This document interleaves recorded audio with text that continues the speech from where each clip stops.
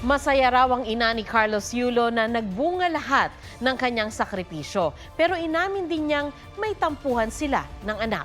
Ang pinagmulan niyan, alamin sa aking report. Naging saksi ang pamilya ni Carlos Yulo sa bawat paglundag niya sa mga balakid para abutin ang kanyang pangarap. Kaya nang makamit ang 2 gintong medalya sa 2024 Paris Olympics, labis ang kanilang pagbubunyi. Ang kanyang inang si Angelica, masaya raw na nagbunga na ang mga sakripisyo ng anak. Ngunit pag-amin niya, meron silang tampuhan. Ang ugat, pera. Masama yung loob ko, parang, syempre andun yung pain na parang sabihan ka ng anak mo na magnanakaw. Ganun pa rin naman kami, tulad ng dati, nung hindi pa siya nagkakapera. Nung nagkapera siya, walang nagbago sa lifestyle namin. Yung tungkol sa pera nga na ninakaw ko, nilustay, winaldas sa luho ko. Sinabi ko sa kanila na walang halong katotohanan lahat. So kung sa ni Kaloy, sa perception niya, meron. Sabi ko nga sa kanya, willing akong maglabas ng mga evidences, ng mga deposit slips na meron ako ngayon. Natanong si Angelica kung magkakaayos pa ba silang mag-ina. Depende yan Kasi kung ako yung lalapit, hindi ko talaga gagawin. Especially now sa mga nangyayari, baka mamaya sabihin ako na porket nanalo, na parang, diba, na parang, after kami sa pera kasi nanalo.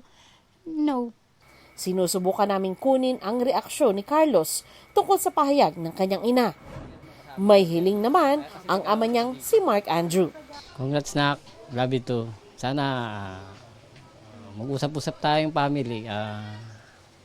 Matapos na yung natin. Hindi naman masyadong problema na hindi naman totoo. Sana mag-usap-usap tayo, mag-banding tayo, magbalikan na lahat. God bless you and congrats nak. Labang Pilipinas.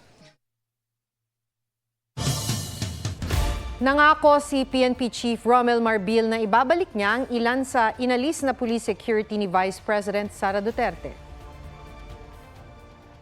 Pag-iusap ko, kahit na hindi mo na ibalik yung the same number na tinanggal mo, palitan mo lang ibalik mo lang yung mga taga Davao na palagay ang kalooban niya at tanggalin mo na lang yung hindi niya kilala. Kung pwede, ibalik mo. Can I get your commitment?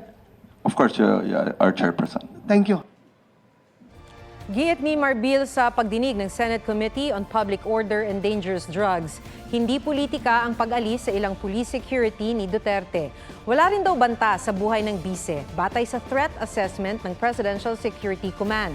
Isinasaayos rin daw ng PNP ang deployment ng mga pulis.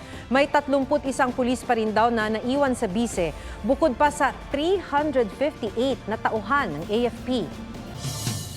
Nauwi sa engkwentro ang rescue operation sa 2 Chinese na dinukot umano sa Makati nitong Sabado.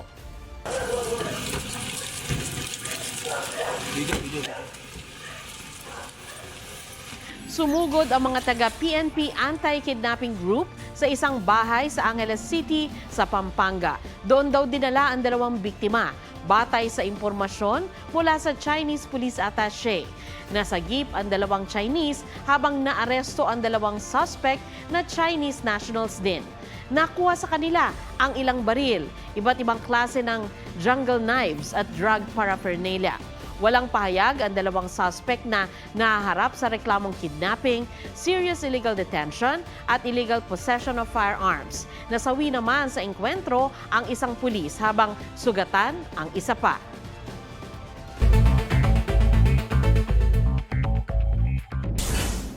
Ilang senador ipinatitigil ang nakatakdang toll hike ngayong buwan. Hindi pa raw kasi maayos ang contactless system o RFID sa ilang expressway. Depensa ng Toll Regulatory Board, inaprubahan nila ang petisyon dahil naipon na ang mga dapat increase noon na hindi pinayagan.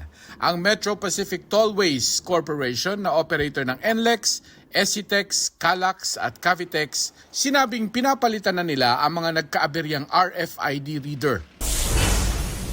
Pagbubukas ng mga klase sa Navotas at Malabon, muling napurnada dahil sa pagbaha. Hindi pa rin naaayos ang nasirang floodgate doon na makatutulong sana lalo kung high tide. Fish kill na itala sa Lake Buhi sa Camarines Sur. Halaga ng pinsala umabot na sa mahigit 17 million pesos ayon sa Local Lake Development Office. Mark Salazar, nagbabalita para sa GMA Integrated News. Iimbestigahan ng Senate Committee on Public Information and Mass Media ang kaso ng sexual harassment sa isang artista ng GMA Network. Walang binanggit na pangalan si Committee Chairman Senator Robin Padilla. Pero sabi niya, nais niyang mabigyang linaw ang iskandalo na nangyari noong nakaraang buwan. Kaya ipapatawag ang mga kinatawan ng GMA sa pagdinig.